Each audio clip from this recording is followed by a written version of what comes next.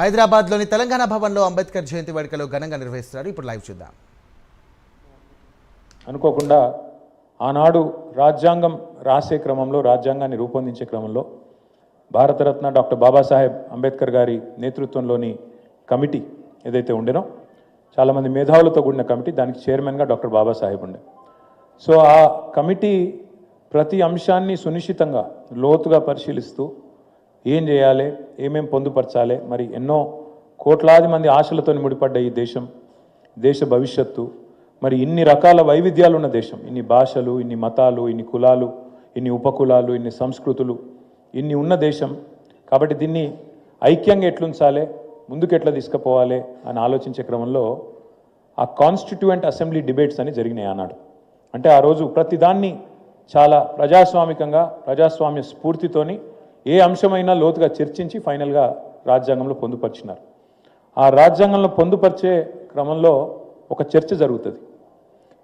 కొత్త రాష్ట్రం భారతదేశంలో ఏర్పాటు కావాలి అంటే ఎట్లా జరగాలి, రాజ్యాంగం దానిలో ఏ రకంగా రాజ్యాంగం మనం దీన్ని అర్థం చేసుకోవాలని చెప్పి చర్చ జరుగుతుంది.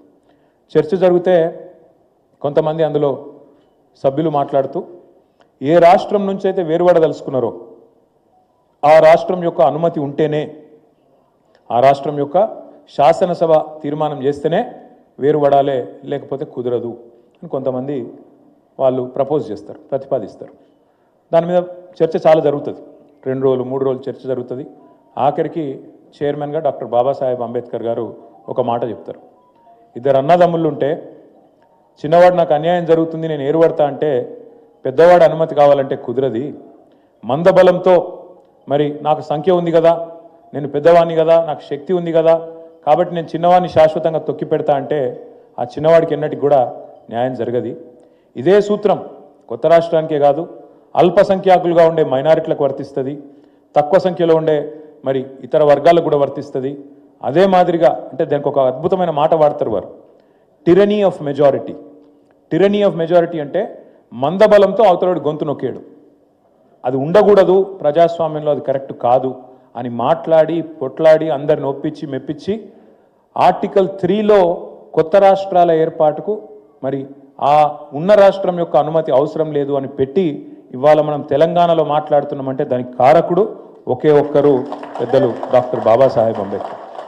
అంటే ఆయన ముందు చూపు గురించి చెప్పడానికి, అంటే ఆయన దశాబ్దాల తర్వాత వచ్చే పరిణామాలను కూడా ఊహించి ఎట్లా అర్థం చేసుకోవాలి భారత సమాజాన్ని అని ఆలోచించి తర్కంతో లాజికల్గా ఆయన తీసుకున్న ఆనాటి ఒక నిర్ణయం మనకు అల్టిమేట్గా రాష్ట్రం ఏర్పడడానికి దోహదపడ్డది.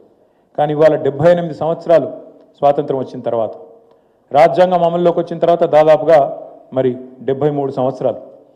ఒకసారి మనం ఆలోచించాల్సిన అవసరం ఉంది.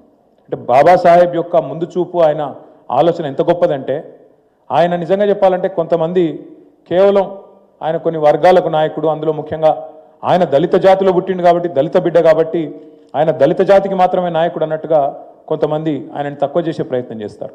కానీ వాస్తవం ఒక మహాత్మా గాంధీ, ఒక జవహర్లాల్ నెహ్రూ, వారితో పాటు కొట్లాడిన ఇంకా వేలాది లక్షలాది మంది స్వాతంత్ర సమరయోద్యమంలో ఎంత కీలక పాత్రని పోషించిండ్రో, స్వాతంత్రానంతరం ఇవాళ ఆధునిక భారతానికి నిజంగా చెప్పాలంటే ఒక అద్భుతమైన పునాదేసిన వారందరి సమకాలికుడు, వారందరితో పాటు ధీటైన నాయకుడు డాక్టర్ బాబాసాహెబ్ అంబేద్కర్ అనడంలో ఎవరికి రెండో ఆలోచన అవసరం లేదు. వాస్తవం అది. అంత గొప్ప రాజ్యాంగాన్ని రాసింది వారు. అంత గొప్ప రాజ్యాంగం అని ఎందుకంటున్నా అంటే, ఒక్కసారి మీరు ఆలోచించండి. దేశానికి స్వాతంత్రం వచ్చినాడు ఇవాళ చాలామంది తెలిసి తెలియక ఏదో మాట్లాడతారు, ఎప్పుడు దేశం ఇట్లే ఉండే అన్నట్టు మాట్లాడతారు.